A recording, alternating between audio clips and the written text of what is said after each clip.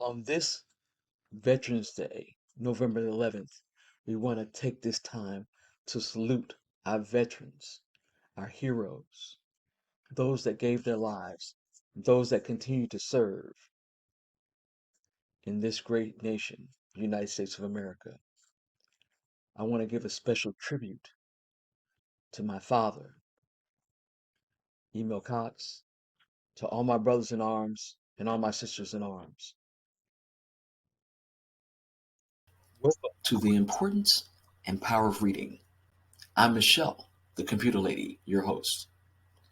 During some awful dark times in America, Black people were denied the ability to read, to learn how to read, to write, or to even own books. And that has hampered our communities up until this day. Now we're going to have important conversations about the importance and power of reading. Hi, everybody. Welcome to this new segment on the importance and power of reading. I'm Michelle, the computer lady, your host, and I have an epic guest. Actually, we met at Jackson State University several years ago. This is retired Major General Reuben Jones. He was an awesome guy. I always looked up to him. One, because I want you to know this. He always carried a briefcase in college. He was always well dressed. So he was always going and living to his expectations. Reuben, thank you so much for joining me today.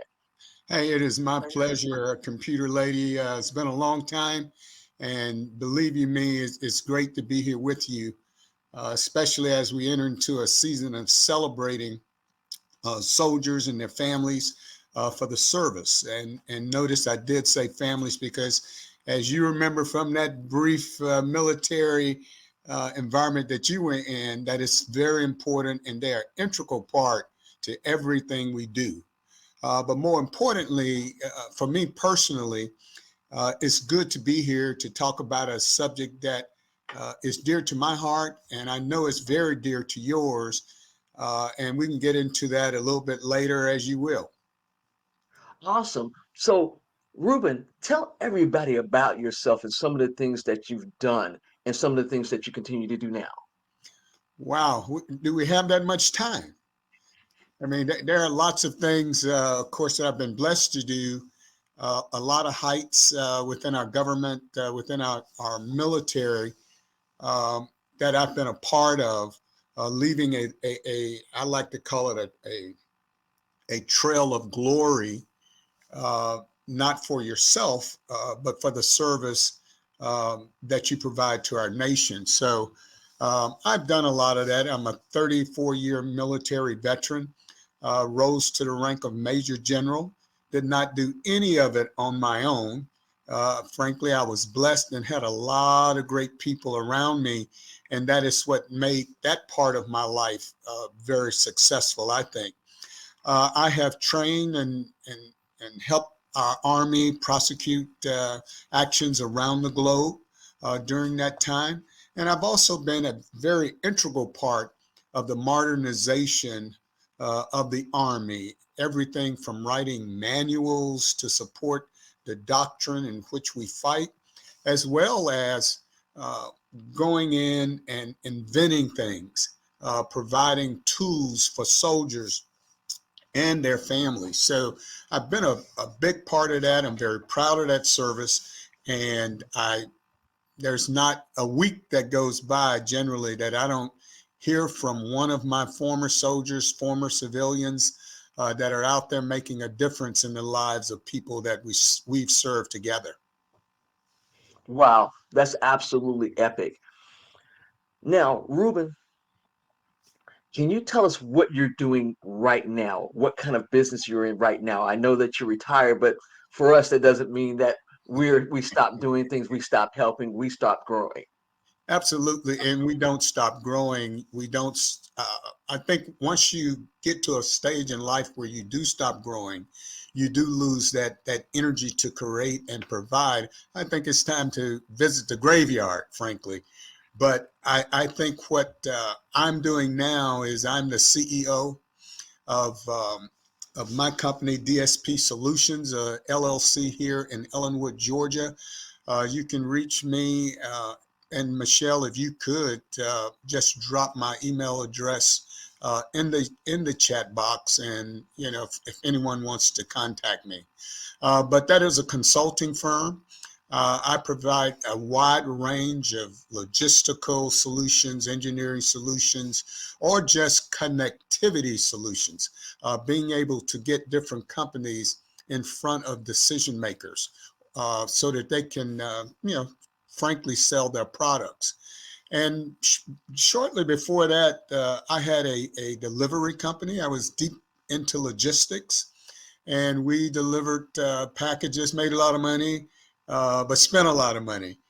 So it's that business, that desire to be in business, because the essence of being in business is helping to uplift those around you, just like I did for 34 years in the uniform. So we hired over 100 people, was our highest count. And we provided delivery services across the Atlanta, Georgia area. So it was a really, really great event, great opportunity to expand some of the leadership skills that you capture. Because when I look back at some of that military service, it is all coming into focus now, Michelle, because what's happening is that leadership, I'm being able to share it with those people that I hire.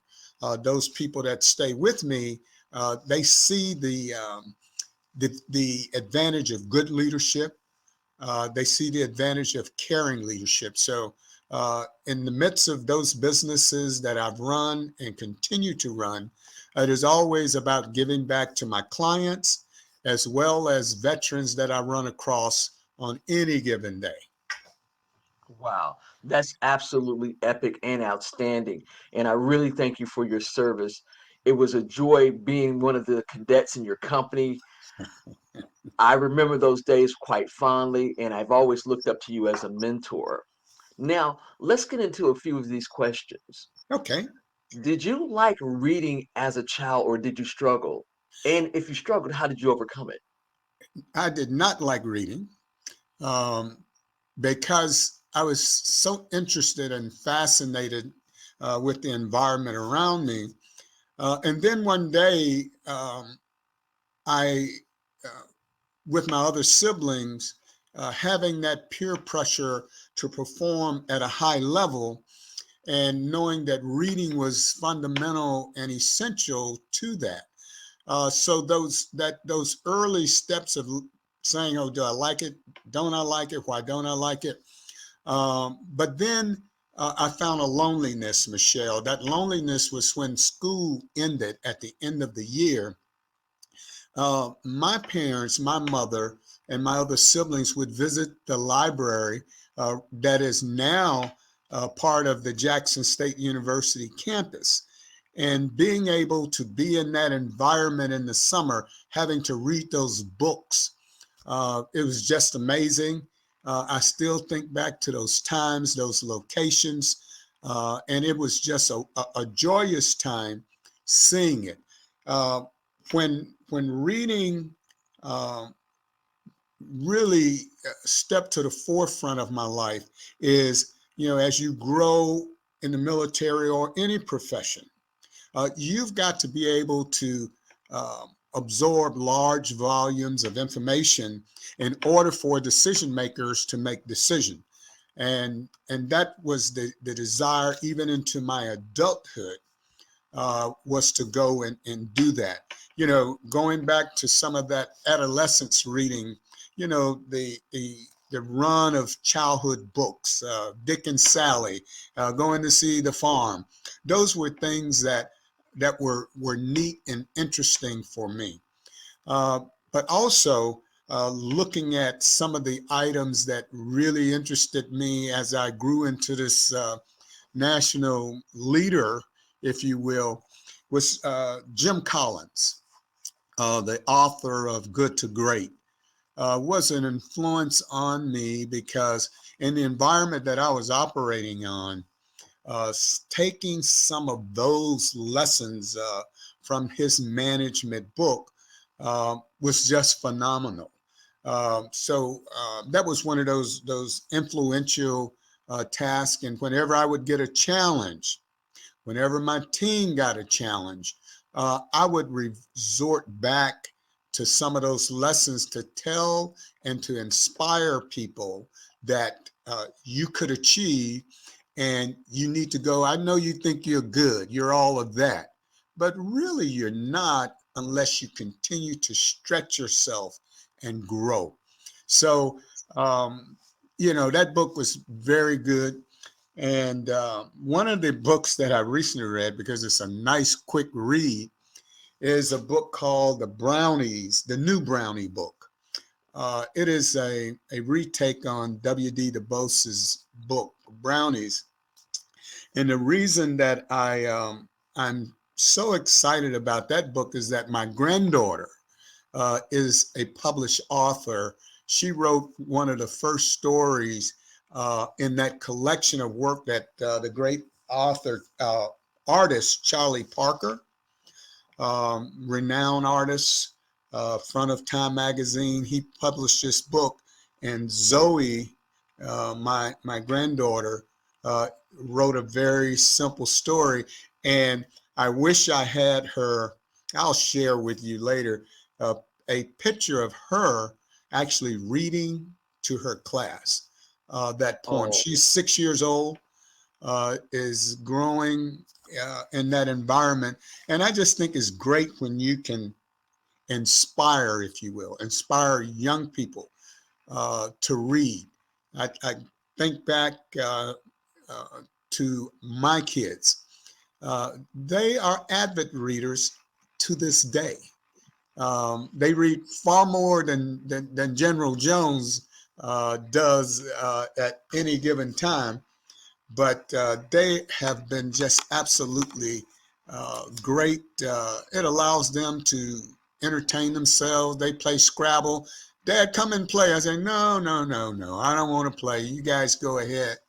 But seeing them develop, if you will, is the thing that truly, truly gets me excited about reading and wanting to make sure that that youngsters not only read, but find that area of reading that inspires you, that interests you, because that's what's important.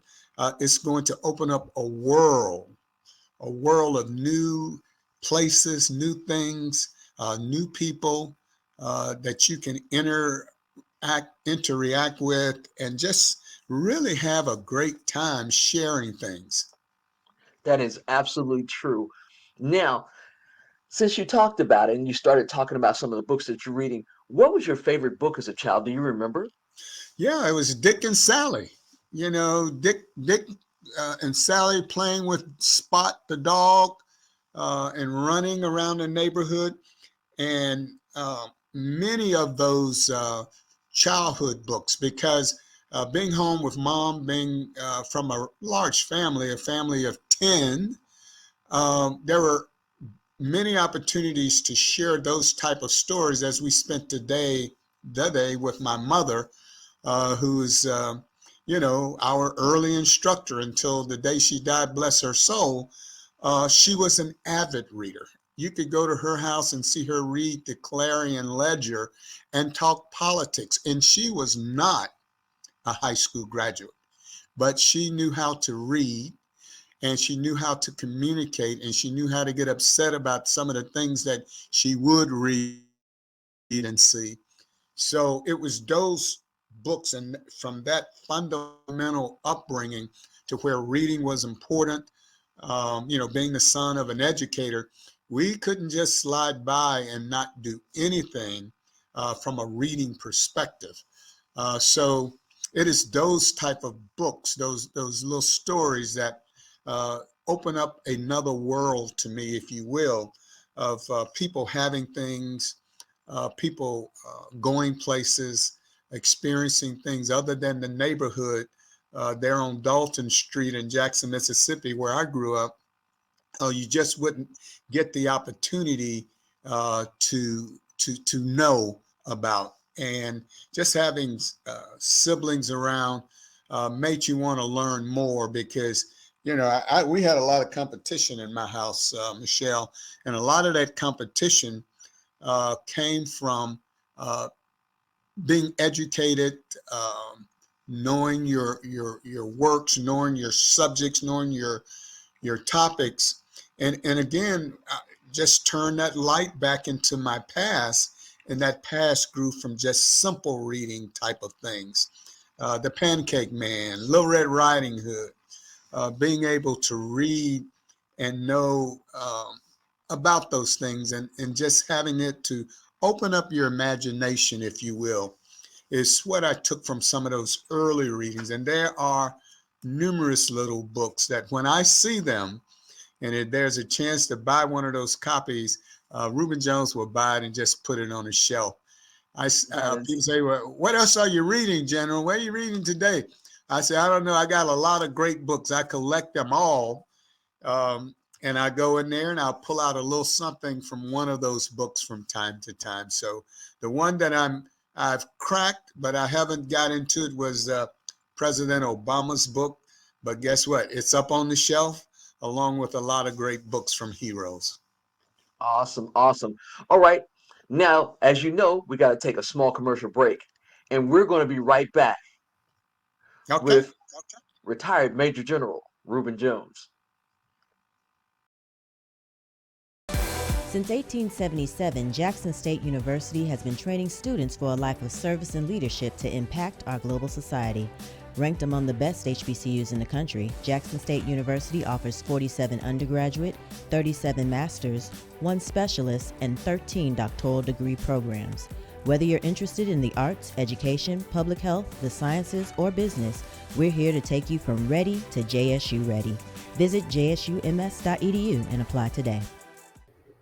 Hi, I'm Michelle, the Computer Lady, author and children's book publisher of the Mommy Readers Collection series of books.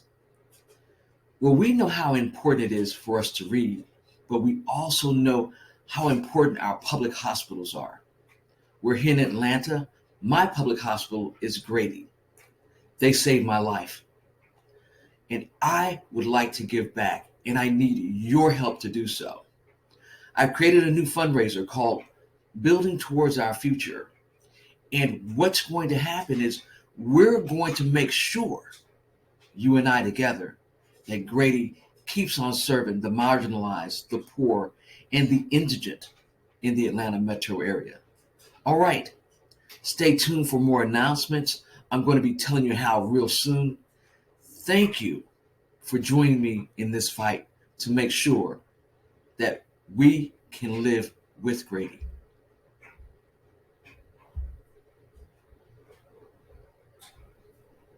Hi, everybody. Welcome back to the Importance of Power of Reading. I have a phenomenal guest on today, retired Major General Reuben Jones, graduate of Jackson State University, and yes, he was my company commander. I have so much respect for him because even when we were in college, he always carried a briefcase. He always knew that he was going toward his greatness. And we all know that reading got him there. Reuben, welcome back. You were telling us about the fact that you collect books, you read books, and you take the time to read great works. And you were talking about President Obama's book that you're going to be getting to. Now, you talked about your mom and reading. So was she your greatest influencer, or did you also have like grandma, aunts, uncles, and your brothers or siblings? All of the above, Michelle. And, you know, that term that came into vogue, it takes a village to raise a child. You know, I'm a product of that. You know, we spent a lot of time with my mother, learning many skills and having her to read to us. And then eventually, as we grew, we would read ourselves. Brothers and sisters who were, you know, really great performers. Um, Education wise, just to be around them, even to this day, and to get chill bumps to think that members of my family, my sister, oldest sister, um, uh, was educated at Cornell University, and that all came out of that little neighborhood in Jackson, Mississippi. And to see her perform, and to see her still performing at the age, I think, of 75 now, with her recent birthday, just to see her perform and wanting to say, well, gosh, I want to go to New York and be like Patty. And then you go into a classroom with teachers. Oh, you're that little Jones boy. We expect a lot of you. Having that peer pressure of all my siblings. All of them were great performers in grade school, high school. Those that went to college were great performers. And just to see them perform and to keep some level of pressure on me was really great. I also had an uncle who during my formative years says, gosh, there are just too many people over there in that house on Dalton. Why don't you come and live with me? So we went from, reading books to reading the Bible, learning many of those stories in the Bible, having to look at Sunday school lessons and things like that as I grew, and just being around him. Great educated guy, continued to stress education. And even after he retired, after maybe 40 years or so with the post office, he then took a lot of that leadership, a lot of those skills, and brought them again back into the neighborhood, back into all of us who he engaged with. So just seeing that power of someone and to know how they got it was very important. And they got it through reading, writing and arithmetic, and being able to communicate those things. I think were some of those great examples. And then some of those examples, translate over the years in your ability to be able to write.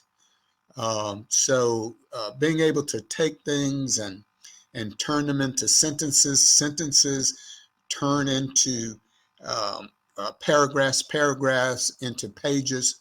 That was always exciting and great to me. But really what was great is being able to synthesize it and keep it simple. I was preparing some remarks for Veterans Day as we come up on that next week. And one of the things I talked about was who am I? And that trail of glory and that ability to be able to make things happen for people.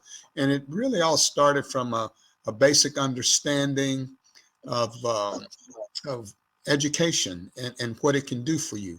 And we'll hit it again and again. I know, Michelle, because you're like that. We're going to hit reading again and how important it is to building your character, building people that you will cherish and remember for a lifetime. Absolutely.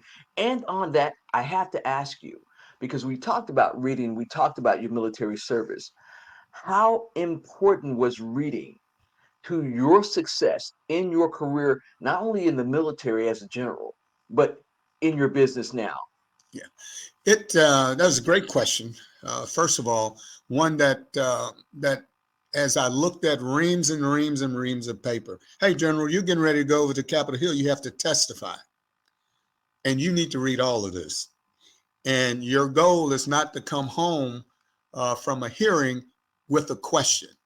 If you need to take something for the record, take it, but keep it to a minimum.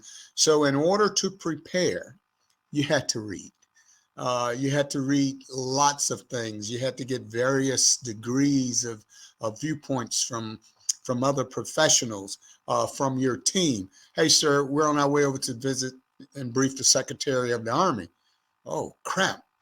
Sir, read this when we get on the metro and we go to the Pentagon. You can talk to them about these points here. Or when you go to Capitol Hill, know what you're doing. In order to know what you're doing, you truly have to read. And my team did a great job, Michelle, of preparing me for those engagements, because those engagements are the defining points in my career. Just being able to read it, absorb it. And you go home sometimes and you start repeating it over and over because you wanted to prepare and you wanted to be good when you entered into those engagements. Absolutely. Now, a lot of people don't know what it means to be a major general. They know about some of the ranks, NCOs, private sergeant or first sergeant, a lieutenant. But can you tell them about the several levels that you went through to become a major general, please? Well, first of all, it really started in my childhood, Michelle. I wanted to be a sergeant. One of my favorite comics or television programs to watch was a series called Combat. And I said I was going to be Vic Morrow. He was tough. He was a soldier. When kids in my neighborhood played Cowboys and Indians, I played Combat. And leading from that, it developed a desire to serve.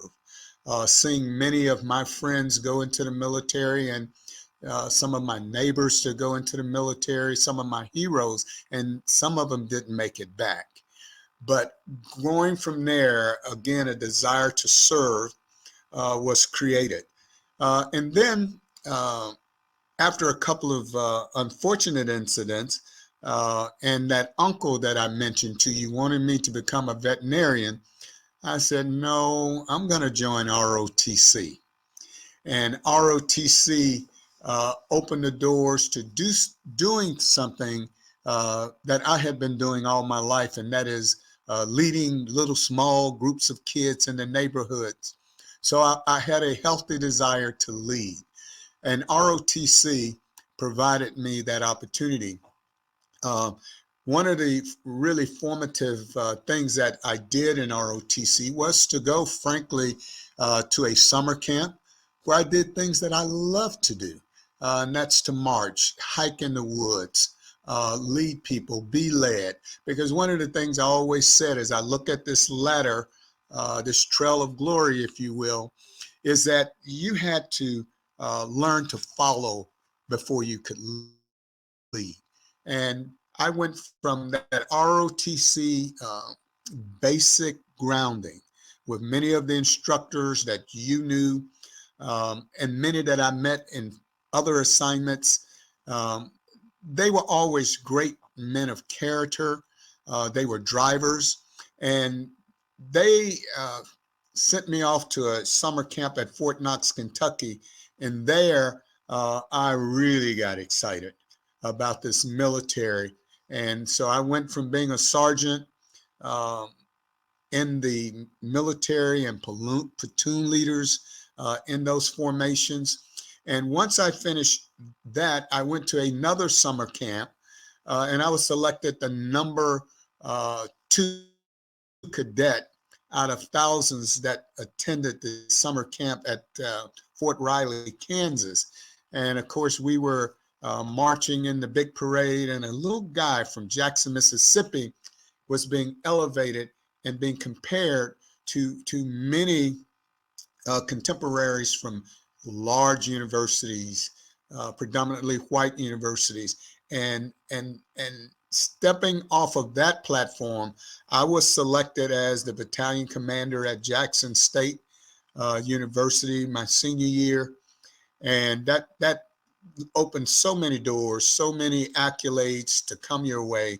And I went from that Cadet Lieutenant Colonel Jones to being a second lieutenant in 1978. And I entered the service there, looking again for a future.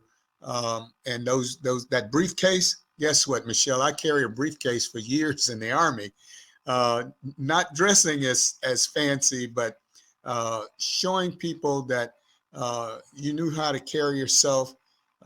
And once I got that second lieutenant, I was promoted to a silver bar, which is a first lieutenant, spent a couple of years there. And then I got promoted to captain. Oh my goodness. That was the highlight of my life up to that point. And now they're going to send me to Germany to lead troops. So I went from that to many different assignments over in Europe, in Germany. And then guess what? they decided to send me to Korea, and I was promoted again to major. And major was a rank that I never dreamed of. To make captain was one thing, but it created a hunger. And when people would come to me, even to this day, and say, well, what got you hungry? And I said, because I saw people set goals that were too low. I say, well, I'm going to serve for 30 years. What? You're going to serve for 30 years? They say, yeah. And a lot of my contemporaries didn't understand that, but that was a part of me establishing myself as being a leader and wanting more. So I got promoted to lieutenant colonel, then sent to an assignment in Washington, D.C., served at the Pentagon until I got promoted to full colonel. Bird colonel is what a lot of people like to call it. And then I went back to Korea, served in Korea, and the next great thing that happened is I was selected for promotion to the rank of full bird colonel, and I had Colonel Keith Young to promote me at that ceremony. You talk about a long span and a journey, but having people like that to say, hey, watch that Jones guy was great. He's a great leader. I think you'll like him. And I went from there and I got promoted to the rank of Brigadier General. That's 1 star. And oh my goodness, it was a great opportunity for me, my family, but more importantly, for many of the colleagues and superiors that had faith in me. I mean, there are a lot of great ones out there. And then after serving at the rank of 1-star general for about a year and a half, 2 years, I was promoted to major general, which is 2 stars. And that just elevated me and made me want to serve. It wasn't all easy, but it was hard, but it was really great learning, relationships that I still have to this day, Michelle. Just to see General Alston up there, I say, gosh, he retired me. And on the 12th of December of 2012, and I said, man, I know a lot of great people who have served with me, General Honore. I mean, they just go on and on, but that is that trail of glory, going from a kid who wanted to be a sergeant, entering the ROTC Corps of Cadets at Jackson State, then becoming a second lieutenant, a first lieutenant, a captain, major, lieutenant colonel, and then getting to be a full bird colonel. I mean, you walk down the halls and people stop and say, who is that young colonel?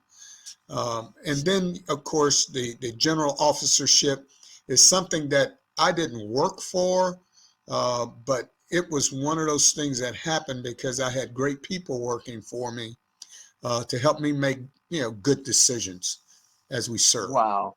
That is absolutely awesome. And I remember Colonel Young, he was Major Young, well, captain, and got major when we were there at Jackson State University. So I do remember Major Young very, very well, as a matter of fact. And if you were looking at this program, Major Young, now Colonel, retired, it's always a pleasure and good to talk about you and to you.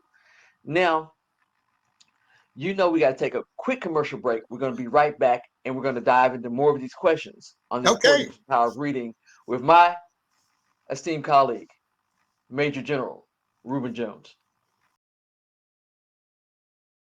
Are you a company, business, or service that believes in social responsibility? Would you like to make a positive impact? You can. You can sponsor this program and be seen by 2 million viewers on the PIC TV network. Call 770-367-1268 for more information today.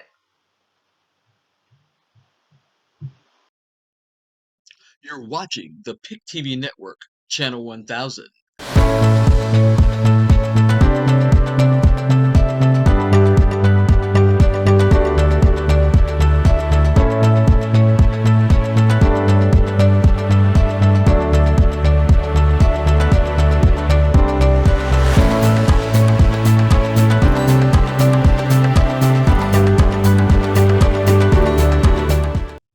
Hi, everybody. Welcome back to the importance and power of reading. I'm having a phenomenal conversation with retired Major General and now CEO Reuben Jones. You know what's so phenomenal? I remember Reuben when I was a 15-year-old freshman at Jackson State University, and he was our leader, our platoon leader, our company commander. And I knew that he would do great things. Number one, he set his sights on where he desired to be. The other thing was he was always well dressed, well mannered, and he knew how to carry himself. Now, we're going to get into a few more questions. Ruben, as we talk about this reading journey, I need to ask you, what do you think the state of literacy is among our kids, our adolescents, and our adults? And if it's not as good as it needs to be, what can we do to improve it? Well, you hit the nail on the head. I don't think it is where it needs to be, computer lady, but I'm encouraged. I'm encouraged when I see people reading books, carrying books, going to the library, and it can be a lot better. And the way I think it can be better is by example. As I mentioned, my kids, I'll be personal with you. Again, they are avid readers, and they've gone on to do great things with that skill, and they still read today, even though the medium may be a little bit different. It may not be a hard copy text, but it will be, computer sites, websites, social media sites, and just to see them dig in is because of an example, frankly, set by my wife. Um, when I got older and more ranked, they probably said, boy, dad is really smart. He must read a lot. Well, it comes at you fast, and you have to read it fast, and you have to share that. So I think probably the greatest thing we can do is to engage uh, influencers like yourself, influencers uh, that are interested in helping people improve their means and way of life. And it all starts just like a mustard seed. You plant it, you nourish it, and it will grow. And I feel the same way about our young, developing children that I just get excited. You know, I mentioned the book earlier, and it's where is it? There it is. That's the book that my granddaughter, who is getting a great example from her parents, is now, we can boast about it in the family because she is now a published author. All right, and her story is kisses make things better, but sometimes they don't. And again, Charlie Parker and Dr. Davis put this collection of writings together, and just seeing things like that from young kids, parents getting excited about what they're even seeing, and stressing, hey, put away the tablet, you need to read, or if you're on the tablet, you need to go and read this. And now seeing her being able to write stories, and then looking back even at some of my other grandkids, they are great achievers, and they used to write stories as kids. And to see this legacy in my chain is really great. It inspires me to read. If I were to turn the camera around and show you this desk here, you say, gosh, how do you read that? Well, I know where everything on this desk is because I often have to read it or prepare for something. And I think just having those great examples, great influencers, being part of mentoring groups, developing that hunger to see people outperform you. I guess there's a saying going around, you want to pay it forward. So that's one of the things that I often look at is paying it forward, seeing young people speak and write and read well is something that frankly encourages me, and something frankly that led me to want to be on your program, because seeing the awesome things that you're doing when a lot of people aren't, it will just inspire others to listen to your podcast, to communicate and connect with them. So it has been great and fundamental for me to be able to read and read quickly, sometimes too quickly. My wife tells me, "Reuben, did you miss something?" I said, "I don't think so. Go back and look at X or Y." So just being able to read and share those readings and those thoughts that you read, it's just been again phenomenal, and it is inspirational. And I think that is a way ahead. Michelle, is just having great examples and giving people access to the tools of reading, keeping them Well, I'm glad engaged. you mentioned that. I'm really glad that you mentioned that because that segues into my next question. How important is to have not only access to a library, but books in the home as well for our children to read and gravitate to, and for you as parents and grandparents to model those actions? Oh, I think it's very important.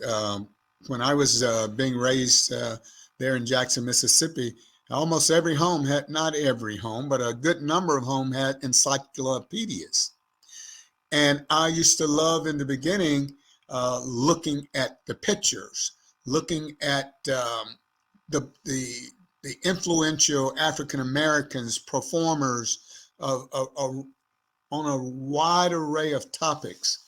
Just seeing them in there, and then as you grew older, using that book as a tool in order to do book reports, to report on someone.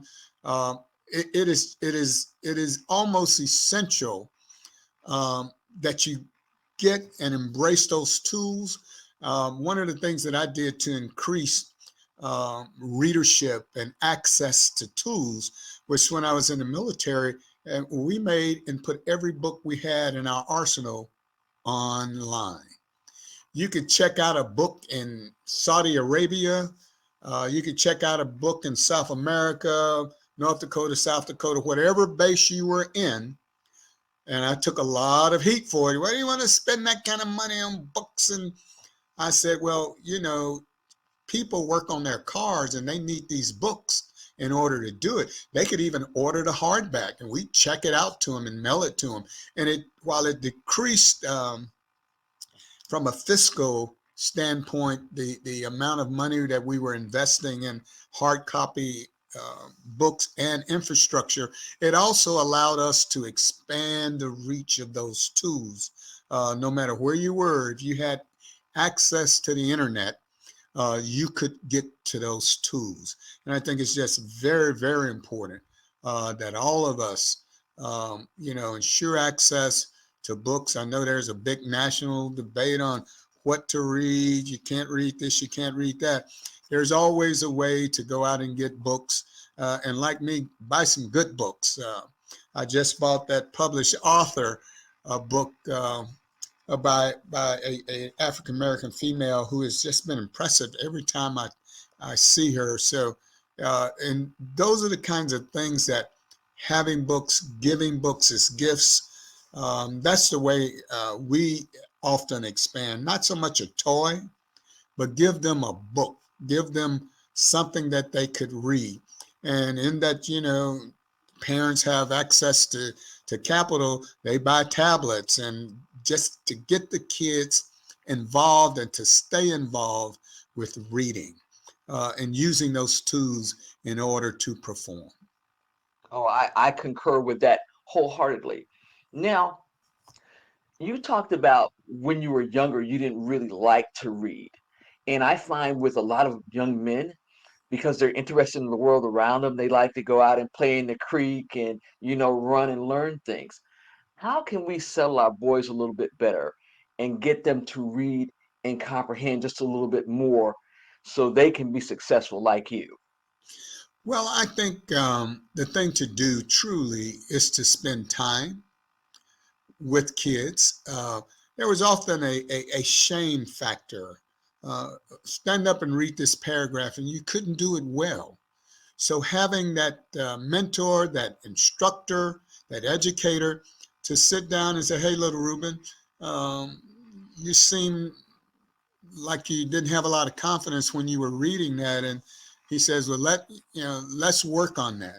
I had a great instructor, fifth grade teacher, Mr. Applewhite. Oh, he pushed reading, education, building up the confidence in you to perform, as well as many of my other instructors. They were about you learning these tools. And I'll go back to my earlier comments about my siblings, having that pressure about my parents being our educator at home, as well as my father being an educator there in the state of Mississippi, and just having some of that good, healthy peer pressure. In the neighborhood I grew up, I mean, we produced a lot of doctors. Of course, I wasn't one of them. We produced a lot of really inspirational leaders. And to read about some of their stories, some of the great things. And I go back to the library. One of my great mentors was Dr. Lillian Cooley. And Dr. Cooley pulled me over one day in the library because she saw my friends acting up, not me. And she asked if I would like to come and do some things. And just being around her and seeing how much she was in love with books and things of that nature, and being able to extend that out to people. And I look at my wife, the greatest thing she wants to do is to go in a library and smell old musty books. And she loves it. And the thing that we did last week, we spent about an hour in our local library. She said, you don't have to go. I said, no, I'm going to go and I'm going to read the newspaper. So you just take your time as you're talking to the head librarian, and I'll go in the back and I say, where are the periodicals? And they said, they're straight down that row, sir. I went back and I read the paper, and I came back and I was a transmitter of things that I saw in that newspaper. That's just one newspaper, one day. And just to carry on conversations, bring you back to that spot that if you see people reading, you're going to read.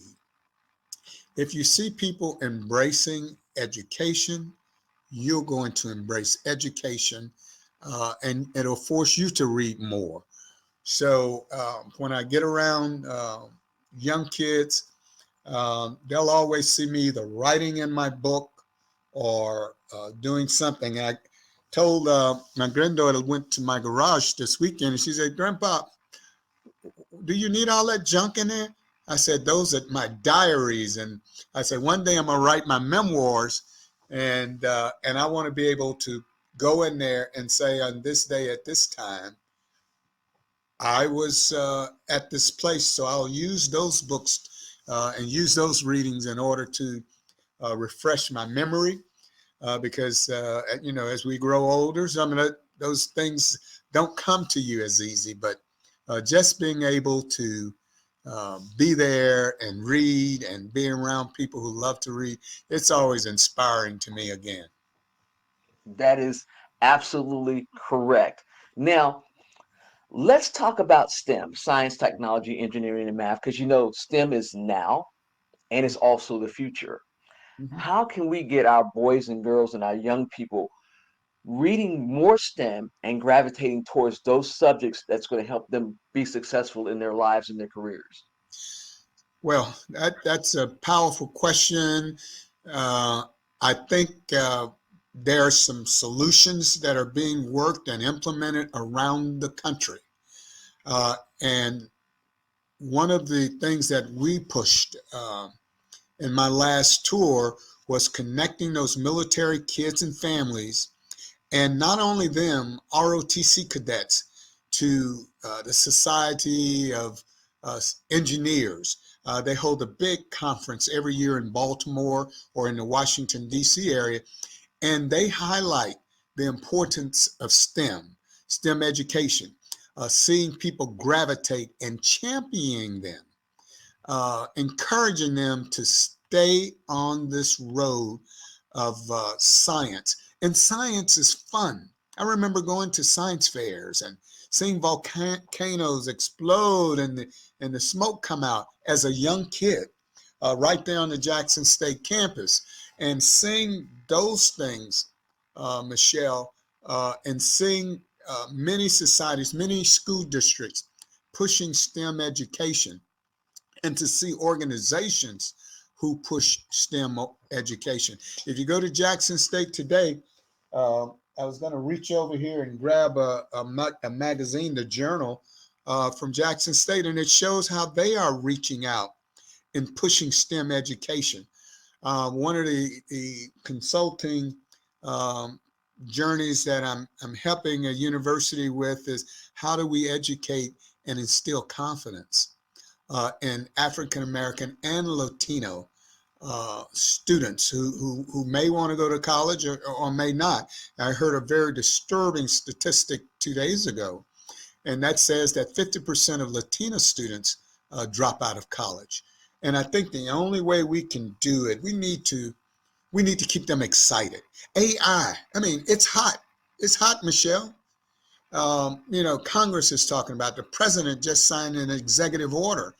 So we want to push those efforts to get everyone involved with science and technology, because it can be a lot of fun. And I think that's the connective tissue, Michelle, is showing people that this stuff is fun. There was a movie a couple of years ago about a single father, and he had to raise his kid, and he was showing her lots of techniques. However, the social services came to him and said, she has to go to school. You can't leave her at home. And he didn't want to do it. So he put her in school. And the teacher said, well, what's wrong? She said, well, I know that answer. Well, what's the answer? And she would say it. And the teacher said, that was a lucky guess.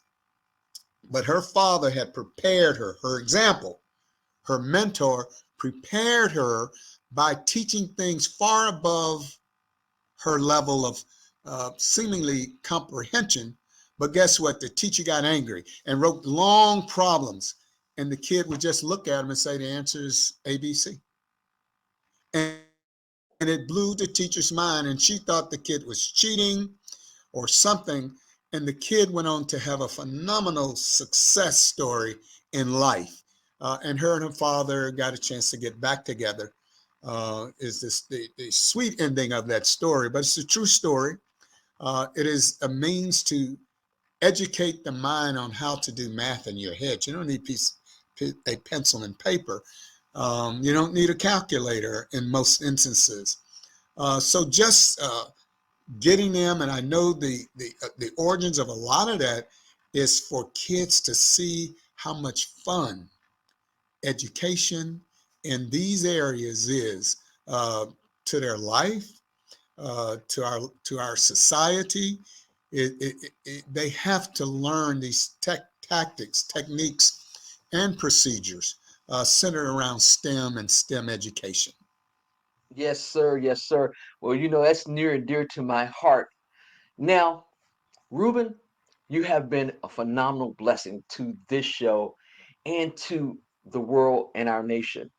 I want to take this time to thank you for your service and thank you for joining me today on the importance and power of reading. And before we go, tell everybody again about your company, and we're going to put it down in the box where they can reach you.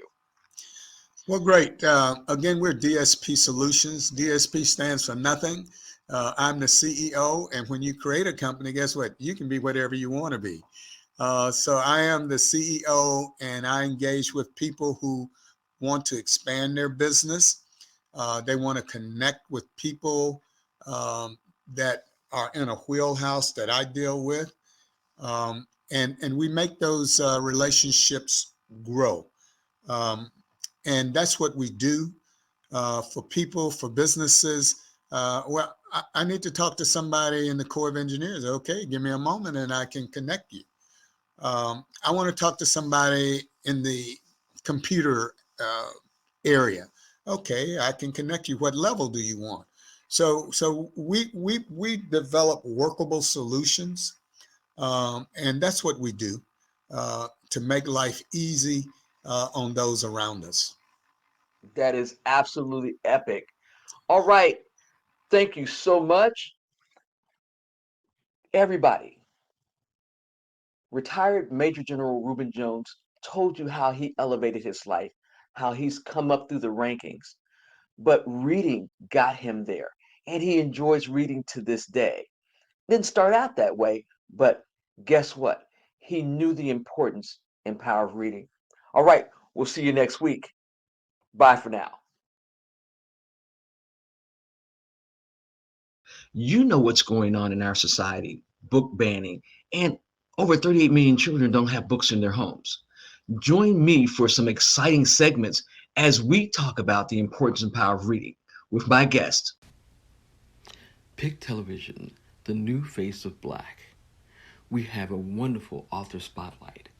It's a chance for you to get your book or publication seen by over 60 million subscribers on Roku television. We're the new face of Black television. Pick TV on Roku.